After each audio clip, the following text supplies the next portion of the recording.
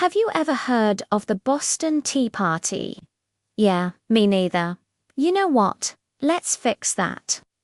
This is Rogue History, a series that brings you stories of rebellion from across the world, and this is the story of how tea got political. It's a cold December night in Boston, 1773. The harbour is quiet, the ships stand still, yet the city is boiling with anger. Why? Because the British Crown has pushed the colonists just a little too far. For years, the American colonists have paid taxes to Britain without having a say in Parliament.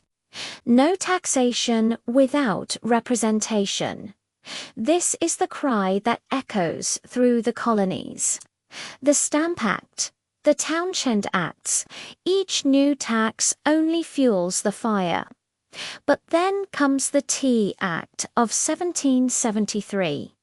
On the surface, it seems harmless. Britain lowers the price of tea. Cheap tea, what's the problem? But here's the catch. The tax still stands. To the colonists, this is not a gift, it's a trap.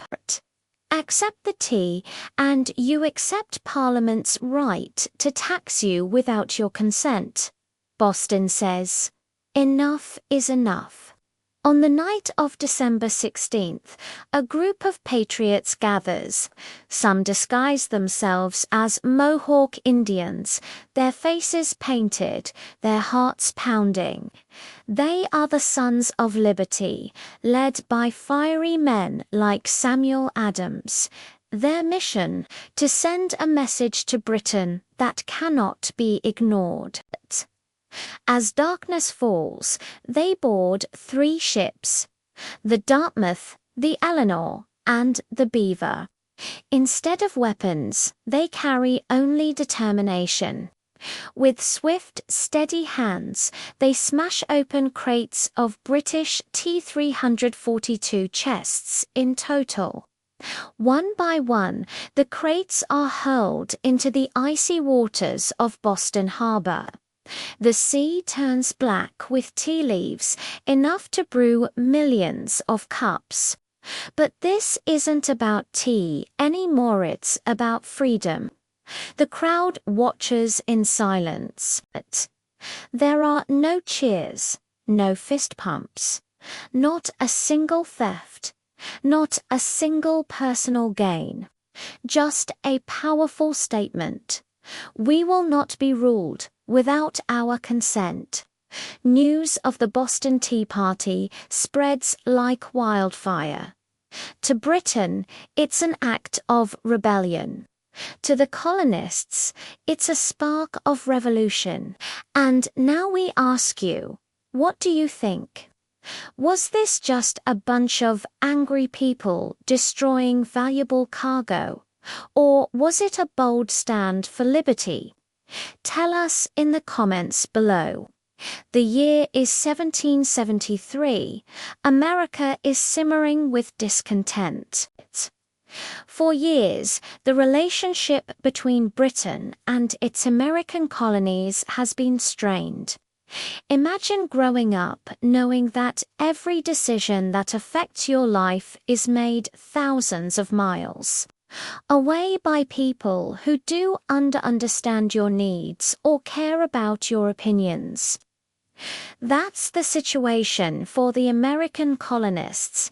Despite being loyal subjects of the British Crown, they have no voice in Parliament, yet they are taxed like everyone else. The cries of no taxation without representation echo through the streets.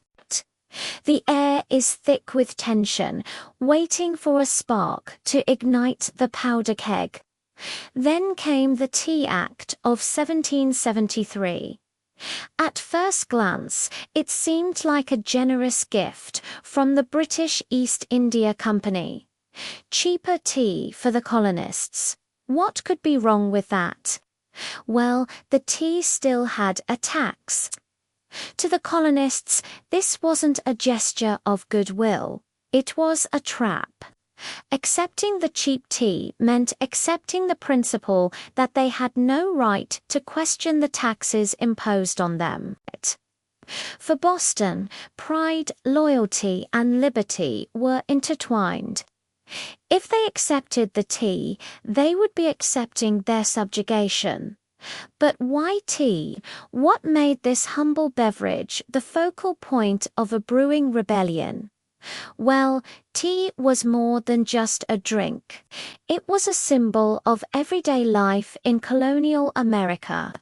Every merchant, artisan, and homemaker had a connection to it.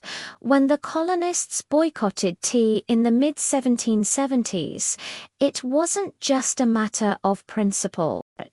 It was a way of life. It affected their wallets, their social gatherings, and their sense of self. Each cup of tea was a silent protest against British tyranny. The aroma of freedom was brewing in Boston. Enter the Sons of Liberty, a secret society of patriots led by Samuel Adams. Their mission was simple, yet dangerous. Oppose British policies, and as tensions rose, so did their determination. Remember, this is before the days of smartphones and social media.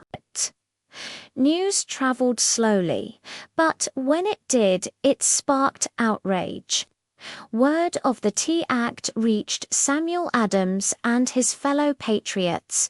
They saw the act for what it was, an attempt to control the colonies through taxation without representation.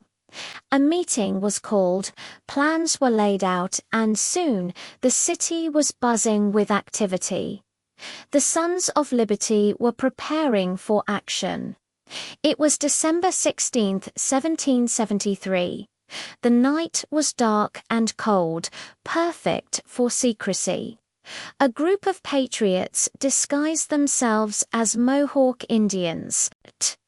Their faces were painted, their eyes fierce. They were ready to make a statement. 3 ships carrying British tea sat in the harbor: the Dartmouth, the Eleanor, and the Beaver. Their holds were filled with chests of tea, each one a symbol of British oppression. The Sons of Liberty arrived, not as merchants or artisans, but as warriors fighting for their rights. They boarded the ships and began their assault. It wasn't a battle of swords and shields, but of wills and principles. The patriots knew what they had to do. They opened the chests and began pouring the tea into the sea. Chest after chest was emptied until 342 of them were destroyed. The water turned black with tea leaves, a bittersweet mixture of freedom and rebellion. But why destroy the tea? Why not just return it to Britain or sell it to other colonies? Well, the answer lay in the heart of the revolution. By dumping the tea, the patriots weren't just making a statement, they were taking a stand. They showed that they were willing to sacrifice their own interests for the greater good. This wasn't about personal gain or revenge. It was about sending a message to Britain that they would not be controlled through taxation without representation. Each crate that hit the water was a nail in the coffin of British authority. The colonists weren't just angry anymore. They were united, determined, and they were ready to fight for their freedom. As dawn broke over Boston Harbor, the ships were empty. The tea was in the sea, and the patriots were in hiding. But their message was clear. The Boston Tea Party wasn't just about tea or taxes. It was about the spirit of rebellion. It was a fight for liberty, a stand against oppression, and a testament to the power of unity. The air was thick with anticipation. The colonists knew that their actions would have consequences. They had challenged the might of the British Empire, and retaliation was sure to come. But they stood firm, ready to face whatever came next, because they knew they were fighting for a cause greater than themselves. In the days that followed, the news of the Boston Tea Party spread like wildfire. It was a story that needed to be told, a revolution that needed to be shared. From New England to Virginia, the spirit of rebellion ignited. The colonists realized that they weren't alone in their fight. They had each other, and together they were stronger. The road ahead was uncertain, but one thing was clear. The Boston Tea Party wasn't the end. It was just the beginning. So next time you sip a cup of tea, remember the night the colonists turned a simple beverage into a symbol of freedom. The night they stood up to the mighty British Empire and said, "We will not be ruled without our consent." The night of the Boston Tea Party. What did you think? Do you agree with the methods of the colonists? Do you think the Boston Tea Party was a turning point in American history? Let us know in the comments below. And if you want more stories like this, subscribe for more updates. Until next time, stay curious.